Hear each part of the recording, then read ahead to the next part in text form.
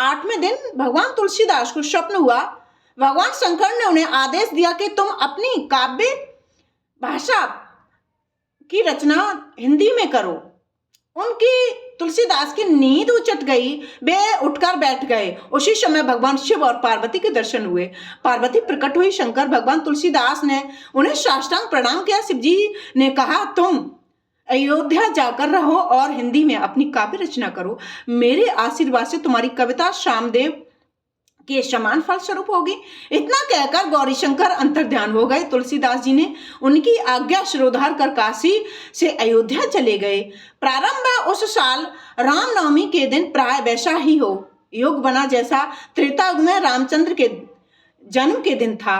उस दिन प्रातःकाल श्री तुलसीदास ने रामचरितमानस की रचना प्रारंभ की। वे 2 वर्ष 7 महीने 26 दिन की ग्रंथ की समाप्ति हुई और मार्ग मास में शुक्ल पक्ष में राम विवाह के दिन 7 कांड पूर्ण हो गए। इसके बाद भगवान की आज्ञा से तुलसीदास जी काशी चले गए। वहां उन्होंने भगवान विश्वनाथ और माता अन्नपूर्णा को रामचरितमानस सुनाया।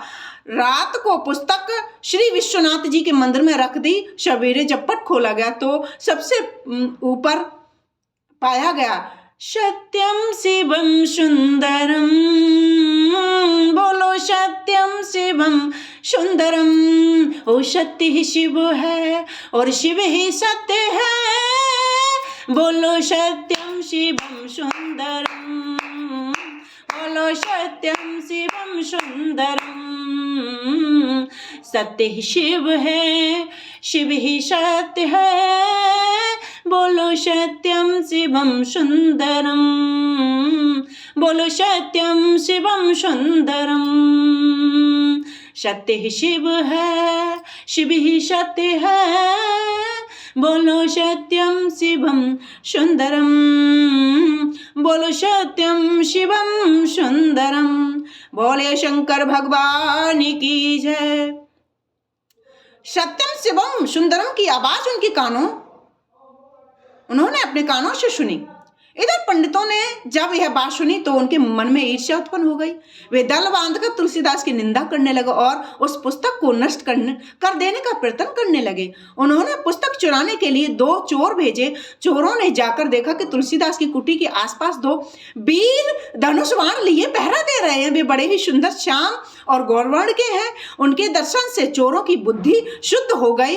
उन्होंने उसी समय चोरी करना छोड़ दिया और भजन में लग गए। तुलसीदास ने अपने लिए भगवान को कष्ट जानकर कुटिया का सारा धन लुटा दिया, शामिल लुटा दिया और एक पुस्तक जो थी वो टोडरमल की यहाँ रख दी। इसके बाद उन्होंने दूसरी पुस्तक प्रति लिखी।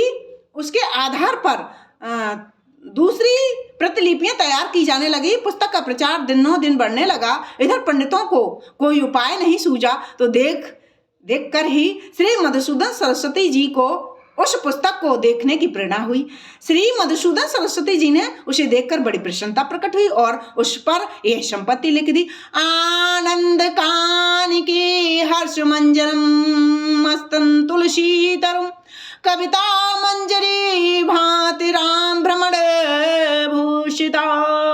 बोल सियापत रामचंद्र भगवान की जय। इस काशीपुरी में आनंद वन में तुलसीदास चलता फिरता पौधा है। उनकी कविता रूपी मंजरी बड़ी ही सुंदर है, जिस पर श्री राम रूपी भंवरा सदा मरणाया करता है। बोल सियापत रामचंद्र भगवान की जय।